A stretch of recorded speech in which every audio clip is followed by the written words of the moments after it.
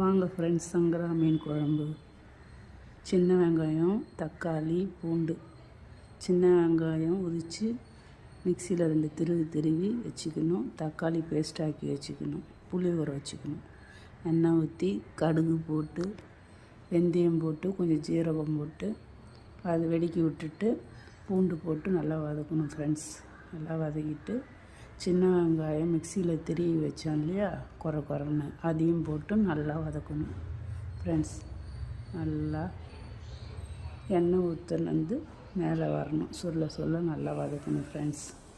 அதில் கொஞ்சம் 2 பச்சை மிளகா போட்டுக்கணும், 2 கொத்து கருவேப்பிலை போட்டுக்கணும். அதையும் போட்டு நல்லா வதக்கணும், சொல்ல வதக்கணும் ஃப்ரெண்ட்ஸ். அப்புறம் தக்காளி பேஸ்ட்டை 3 தக்காளி வச்சேன் இல்லையா, அதையும் அதில் போட்டு அரைச்சி வச்சதை அதில் போட்டு வதக்கணும். நல்லா சொல்ல வதக்கிட்டு நல்லா எண்ணெய் திரும்பி வரும் அந்த அளவு நல்லா வதக்கணும். வதக்கிட்டு அதில் நம்ம காரத்துக்கு தகுந்த மாதிரி மிளகாய்த்தூளை அதில் போட்டு நல்லா ஒரு 2 கிண்டணும் ஃப்ரெண்ட்ஸ். நல்லா கிண்டுனிங்கன்னா அந்த பச்சை வாடெல்லாம் போயிடும்.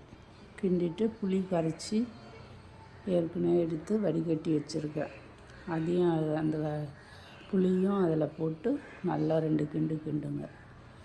நல்லா புளி தண்ணி அதில் ஊற்றி கிண்டி தேவையான அளவு தண்ணி ஊற்றி உப்பு போட்டு நல்லா அவங்க காரத்துக்கு தகுந்த மாதிரி உப்பு காரம் போட்டு மூடி வச்சிடணும். நல்லா ஒரு 10 நிமிஷம் 1/4 மணி நேரம் நல்லா கொதிக்கணும். கொதித்து நம்ம ஊற்றின அந்த எண்ணெய் எல்லாம் திரும்பி வரும். அப்போ தான் கொச்சிருச்சு, நல்லா பதத்துக்கு வந்துருச்சுன்னு அர்த்தம் குழம்பு. அப்புறம் சங்கரா மீன் 1/2 கிலோ இருக்குது, அதையும் அதில் போட்டு